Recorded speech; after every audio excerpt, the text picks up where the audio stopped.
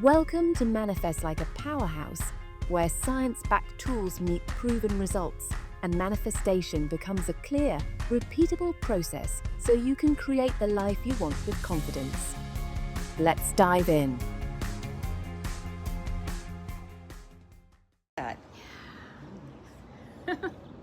Welcome back to Manifest Like a Powerhouse. I'm Anita.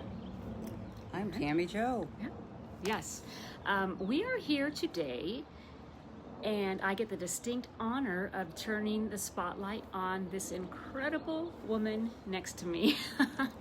We're diving deep into your story today, your path to what you call becoming spiritually sober, right? Correct. You've heard her brilliance in every episode, but today we're going to pull back the curtain on how she got here.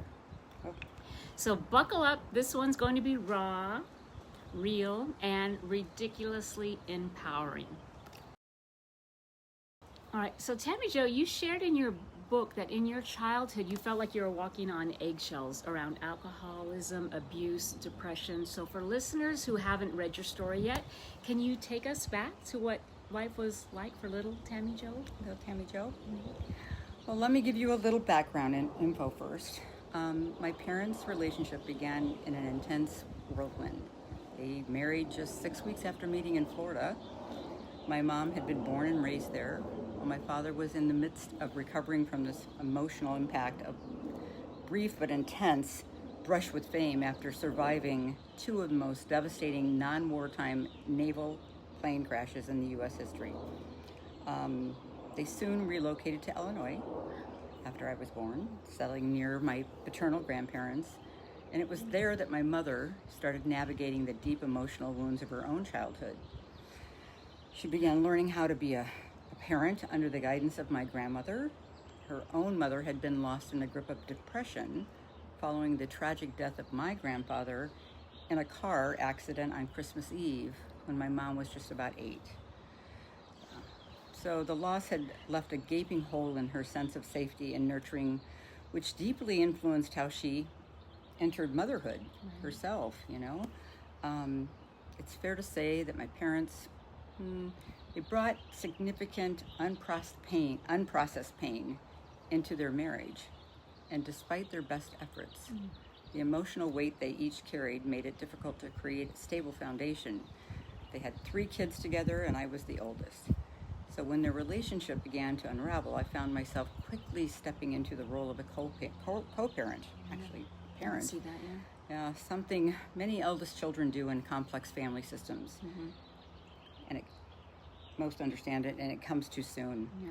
And I was taught to do the laundry, make dinner, become the one responsible for caring for my younger siblings. I even picked up my youngest sister from the babysitter on my way home from school after my mom returned to work full time. So I took on adult responsibilities while still very much a child myself. It was After the divorce, both of my parents, they sought to reclaim themselves that they had lost in their earlier years because they got married so young. And each of them had been the eldest child in their own families, tasked early with responsibility, and now they were yearning to have fun and freedom and connection, and often expressed this through nights out with friends and drinking, all the things they didn't get to do when they were younger, which was very normalized at the time. You know, it was in the 60s. Yeah. So my mom struggled with, the feelings of abandonment, and my dad seemed to feel liberated from the pressure of a role for which he wasn't prepared for. And there was a lot of unspoken grief and frustration and unresolved anger between them. So tensions ran high, and I found myself physically intervening in some of their arguments, and once even stepping in front of my mom and unintentionally taking the blow that was meant for her. And that moment was a defining rupture, and I believe a turning point in their decision to finally separate. Wow. Because now they loved us children. Yeah. And through it all, I knew they loved us. But they were overwhelmed, submerged in their own pain and trying to survive in the best ways they knew how. Parenting in the midst of that kind of emotional flood is incredibly difficult. My grandparents became a grounding force during that time. They would take my sister Kelly and I on vacations, offering us moments of peace and some joy. And those memories stand out as small, but powerful reminders of stability and care during an otherwise very chaotic time as a child. Wow. Yeah. Wow, Tammy Jo, thank you for sharing that. The image that you use of constantly tiptoeing mentally, it just hit me hard. And you talk about these cycles repeated into adulthood. Even though you loved your kids fiercely, you found yourself stuck in the same pattern. Yes. When did you know that something had to change?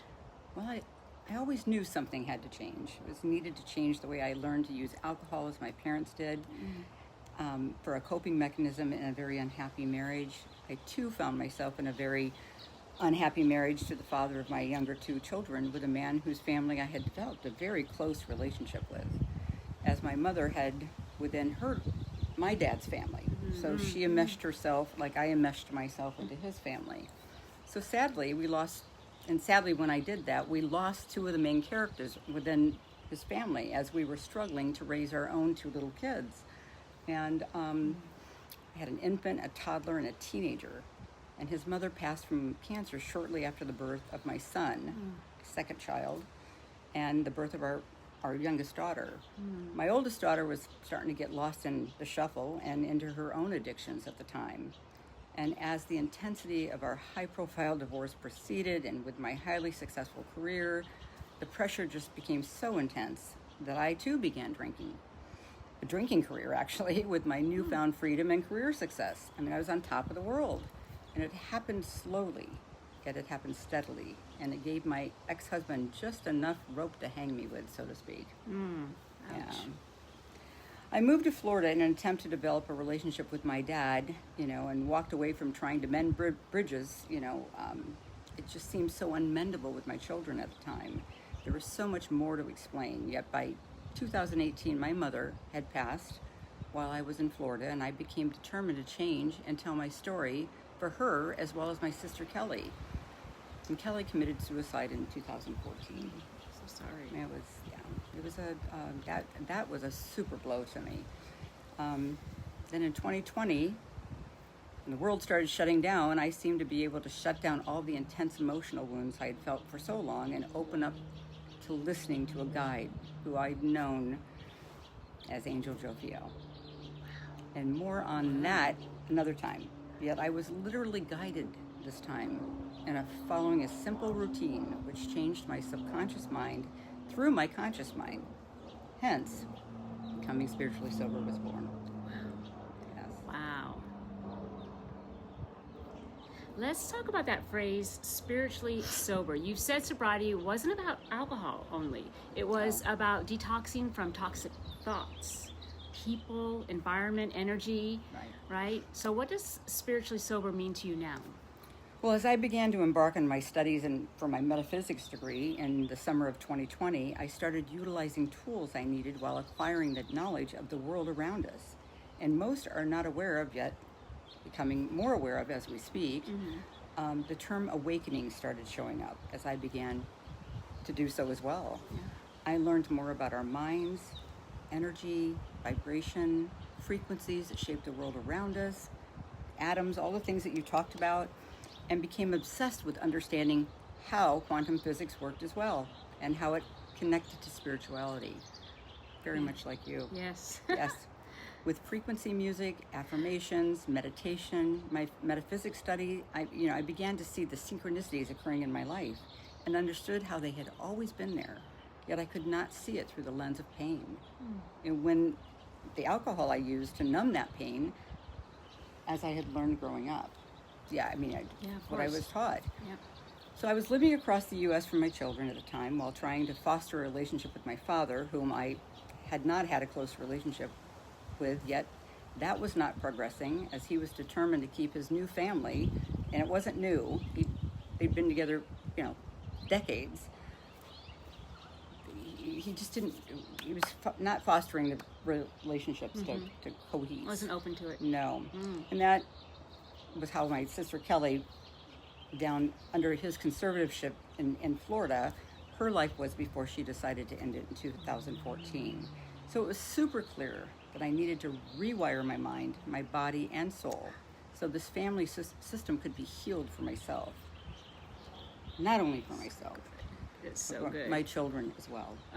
Wow. Wow. What an evolution for you. Yes. I'm so proud of I you. wanted to stop the unhealthy patterns. I found it interesting, Tammy Jo, that you even stepped away from traditional recovery spaces like AA, and not because you don't believe in them, but because the energy, you could tell the energy wasn't aligned to you, and that takes real trust. Yes, I don't know if it was self-trust so much as I for sure knew that AA did not work for me. And as a highly sensitive individual and not in a high vibrational state, especially when you're trying to, come off of something you've been using for numbing, like alcohol, I would absorb all this pain of all the individuals in these rooms that we were mandated to go to, as many still are today. So AA has many positives, with a ton of people finding their strength and hope for the future within. It really does. I do have to say, it does not work for everyone. Yet it is the only place for which every government system and most inpatient hospitals refer to and whose program model is based on. And I'm 100% convinced it is not the only way, as I found a simple yet effective way of treating my abuse of alcohol on my own. And again, guided. One of the reasons we vibe so well is because we both believe and know that manifestation is not magic. It is mechanics of science. In your book, you break down the science of energy so beautifully. So talk to me about that and how that clicked for you. Yeah, well, I certainly knew what did not click at this point. As I studied metaphysics, I began to understand that our minds and bodies are forms of energy, as is everything within this universe. And then I started to understand how synchronicities would align for me during times when I was in high vibrational state. Energy never dies, it just changes form. So when I began to choose the energy I wanted to assimilate into my mind and body, I could feel my negative self-talk fall away. Wow. Yeah. You even got rid of the news, right? You got rid of the news, you changed what you listened to. I remember you talking about that. And you started reprogramming your subconscious on purpose. And that's where the magic started to happen. It is. Yeah. Yes. That's when the synchronicities exploded. When I realized that, yes, like people, money, even ducks showed up at my door. It became undeniable energy was responding to my shift. And I came home one day from the beginning of my spiritual awakening to find the biggest, ugliest moth stuck to right in my front door. I mean, big. And the day I decided I needed to handle this issue, because it had been there, brown and ugly, it changed into this beautiful color and left. Wow. The day I decided. So clearly a sign of a new beginning for me, I believe. Transformation. Yeah, then the ducks and the ergots and the squirrels, they started following me on my walks. It was surreal. It was, at first I couldn't believe it. I take pictures like, what's happening in my life today? So it is also when my thoughts, which were changing into powerful, positive ones, with physical evidence to point to it. For example, I'd walk down to the Goodwill store down the street, and I was trying to find a TV rack one day, and I walked in and I looked where they should have been, and they didn't have any. I'm like, well, I'm not in alignment. I just must not be in alignment. So bummed, I decided to go check out the coffee machines, because I have a thing about coffee machines, and the universal flow must have known that I had no willpower over coffee machines. So, and just as I said to myself, what are you doing? I looked behind the coffee machine I'm looking at, and leaning against the wall was this perfect TV bracket, still in the box, brand new. Just I what was you shocked. needed. Exactly what I went in. What you were looking for. That was exactly what I set the intention. Synchronicity. Yes, I love it when it happens. Me too. Yes. I'm ready. So Tammy Jo, you also shared that meditation was a game changer for you, but you didn't always feel that way. So walk us through how that evolved for you, please. Yes. The first time I was introduced to meditation, I was a young woman, a few years out of college, and I was running a child and adolescent program for an 80-bed freestanding psych facility. And we were going through this program that we were going to offer to the patients there called The Journey. And it had a meditation component to it. And so during this training, one of the guided meditations asked us to envision ourselves in a field with yellow flowers sitting under a tree, while watching a black limo drive slowly down a winding path towards us. And we were guided to, as the limo approaches, to ponder who our hero would be that emerged, that we needed help, that would help us, who would come. And as I was pondering this question and imagining a variety of different people, yet not settling on any of them, Wonder Woman was my girl, I imagined anybody, that would get out, but I did not expect to see a beautiful version of myself step out. And she was so serene, and she hugged me, and she told me everything was going to be okay. And I was like, wow, you're giving me chills. The first time you told me that. I think so many women are waiting for someone to come and save them. But what if the hero is you? Yeah. The hero has to be you. Yeah. I would say this with all the love and compassion in the world. No one is coming to save you. And that's not a reason to despair. It's your greatest power. So many of us, especially women, were conditioned to believe that rescue would come from the outside. That if we just held on to that long enough, and if we were good enough, quiet enough, strong enough, someone would finally show up and fix it all, to make the pain stop, to tell us who we are, to carry the weight we've been shouldering silently for years, our knight in shining armor. But the truth is, the only person who can save you is you. That's well said. Well said. And there is not a burden, and it's not a burden. No. It's a calling. You are the only one who knows the full story, the only one who can sit with your pain, your dreams, your doubts, and love yourself through it all. The moment you stop waiting and start reclaiming your voice, your power, your choices, that's the moment everything begins to shift. I know it's scary. I know I can feel lonely.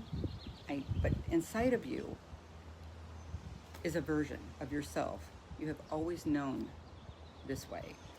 She's just been waiting for you to stop searching outside and turn inward. And when you do, you'll find her. She's the one who gets back up, the one who sets boundaries, who dares to dream again, who says, this ends with me. Saving yourself doesn't mean doing it all alone. It means choosing yourself first, again and again. And when you do that, you don't just change your life, you change generations. So powerful. So good. Let's talk tools. Your book is full of them. One of my favorites, affirmations. How did you start using them, and what changed for you when you did? For me, I had been this golden child through the family of adversity within my childhood, who rose to the top of my career I knew almost nothing about, effortlessly. While going through even more adversity during a difficult divorce, I had lost my sense of self while medicating my pain of the past and present. Oh, my self-esteem was in the toilet, so to speak, and I needed some positive energy desperately, and I found Louise Hay first. She's got the perfect motherly voice. Yeah. And to bring it back into alignment for me. Soothing, it was maternal, it was quite effective. And I might add, eventually I found others to use as well. But 30 minutes in the morning, and very often times when I was driving in the car, I wasn't listening to the radio or TV, affirmations. Yeah, and nature. Yeah, your duck stories are legendary, but there's real power in grounding and listening to nature's rhythm. Yes, my ducks. Yeah. Funniest stories. While living in Sarasota at a beautiful apartment complex, we had a water overflow, which I called a pond, but it wasn't a pond. I would go watch the ducks, and one day I had a duck start showing up at the bottom of the stairs of my apartment at 6 a.m. in the morning when I'd leave to go work out at the Y. And we would have a few words, and and this went on for months. And then one day, this duck brought a friend. Oh. Now, I didn't know, I thought that was rather cute too. But then the next day, as I was leaving, later than my usual 6 a.m. time, as I was running a business breakfast meeting, and that morning, and I stepped outside, and there was my duck with all these babies surrounding. I was just like, oh my goodness, she came to have the babies with me, and I didn't show up for her. Oh. So I ran to the office and I asked if they would help relocate her and the babies back to the pond. And they did, and I watched these ducks grow up. Not all made it, Awesome. but I didn't know that about ducks, No. but not all made it. But I was sure happy to see that the only one, yellow hair, made it as I identified with that particular duck. Yeah. So I have videos of this mom and her ducks, you know, I would pull up, they'd run to greet my car when I came home in the afternoon. Wow, there's a connection. It was something was there. crazy. I Yeah. know, it was like the animals were attracted to me. And then the biggest ergot once followed me home from the community mailbox one day.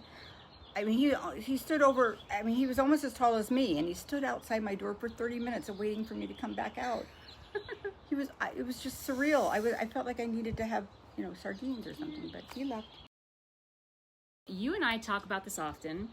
Once you clean up your energy field, life starts to flow, like really It does. flow. Right. You call it the Tammy Jo flow, and you always move a little dance when you do it. What does that feel like today? Today, my life is filled with peace, purpose, and alignment, and I'm still affected by energy at times. Yet I know what it is and how to fix it today. I know when to rest and how to do it without guilt, as without that energetic alignment in place, I cannot get into the Tammy Jo flow. The Tammy Jo flow is when my thoughts bring to me the things for which I am to see or take action on. The magic is the synchronicity. The inspired action is what brings the manifestation to fruition. Yes. For example, just the other day, I went into an interview, and as I'm walking into the door, I think about this clothing shop that I'd like to go to. I'm just, you know, thinking about a clothing shop, and I walk in, and I've decided in my mind I'm going to go to this clothing shop, and I sit down, and I open my iPad. Front and center is a photograph of the clothing store I had just thought about. Pulled it out of my photos from 2021, and I'm like, so my thought created that to happen. Of course, yes. It was, and then just a few days ago, I had a thought cross my mind, and a gentleman standing right in front of me, he looked up at me and he said the same exact words to me. It's like he read a ticker tape going. I'm like, was it on my forehead? Which I said to him at the time. I was in. I was like, wow, he read my mind. Yet the best Tammy Jo flow happened when I met you, Anita. Ooh, oh my goodness. Thank you. Yes, I had been thinking a lot about where would I find somebody who I would know how to get my book up and out, published for others, now that I'm finally settled and back in California. And that very day, on the way to the gym, I thought about it again. Different ideas coming to mind, you know, just.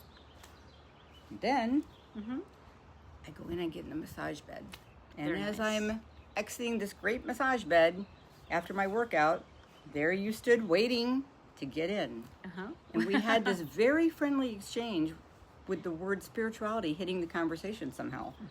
And when my ears started ringing and my feet started tingling, I knew we were destined to meet. Yep. And well, I did too.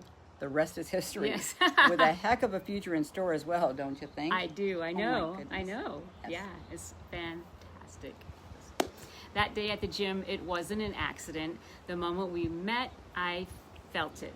The podcast was already forming in the field, in the quantum field, Yes. and the universe just brought us together because it needed to happen. Absolutely. Here's an inspiring and heartfelt way to describe the Tammy Jo flow. Something you clearly live and breathe, with your words woven in for impact. The Tammy Jo flow isn't just a mindset, it's a way of being. It's a rhythm that unfolds when I am aligned energetically, emotionally, Thank you, and Annie. spiritually. My feet tingle. And today my life is filled with peace, purpose, and alignment. And that doesn't mean I never feel off balance. I'm still sensitive to energy, but the difference now is I know what it is. I know how to recalibrate. I know when to rest, and more importantly, how to reset without guilt. Because without that alignment in place, I simply couldn't access the Tammy Jo flow. So what is it actually? All right, let's see. Break The it down. Tammy Jo Break it down. flow Break it is down for when us. my thoughts and energy are in such harmony that the universe begins placing exactly what I need, what I'm meant to see and act upon right in front of me. Yes. Okay. Synchronicity becomes the spark, and inspired action becomes the bridge between the thought and the manifestation. Okay. I For hear you. example, just the other day, I was heading into an interview when a thought popped into my mind about a clothing store down the freeway. I hadn't been there in a long time, but it felt that nudge to go after. And I sat down, opened my iPad, and there was a photo of that very store, front and center, pulled up from my years-old photo archive. Now that's the Tammy Jo flow. Yeah. Synchronicity at its finest. Wow. And then a few days later, a thought crossed my mind. And right at that moment, a man standing in front of me, he looked right up at me and spoke the exact words that I had just thought about. And I laughed and said, "Are you reading the ticker tape across my mind?" Because in the Tammy Jo flow, that kind of magic becomes normal. It does. Yeah. But the most powerful moment of the flow, and that was meeting you, Anita. Oh, thank you. I've been asking the universe for guidance, thinking and praying and wondering how to bring my book into this world now that I was finally settled back in California. And then that day, on the way into the gym, I felt it again, a knowing that someone would appear to help me. More. Moments later, as I stepped out of this massage bed at the gym, there you were, waiting to step in. And our casual hello turned into a conversation that flowed effortlessly. Yeah. And I think the word spirituality. It did. It came Yeah, up. it just came up, And it was like, and it was like a signpost in our exchange. yep. And then my ears started ringing, my feet started tingling, and I knew right then we were meant to meet and build something meaningful. Yeah. Yeah. Absolutely. The Tammy Jo flow brought us together, and something tells me that that flow isn't done yet, not even close. The Tammy Jo flow is not magic. It's the dance between your inner knowing and divine timing. It's the moment you stop pushing, start trusting, and watch the universe respond in ways more beautiful than you ever could have imagined. And yes, Anita, this is just the beginning of a heck of a future, Yeah. don't you think? No, I know. I do. I know. Tammy, your story is one of deep transformation, and I know there are so many listeners out there who see themselves in you. What would you say to someone who's just starting their own path of towards spirituality or spiritually sober? Sobriety, right. Sober, yeah. Yeah. You're not broken. You're waking up. Start small. Start with intention. Everything you need is already inside you. You have just forgotten who you are, and we are here to help you remember, to empower you. Even if your story is full of pain, we can help you turn that pain into your power too. Well said. I love that. And if you're loving this, you need to read her book, Becoming Spiritually Sober. It's gentle, it's real, it's full of practical tools. And if this episode resonated, please do share it. Someone out there needs to hear Tammy Jo's story. Thank you, Anita, and thank you to everyone listening. The power is yours. Don't wait to claim it. Till next time.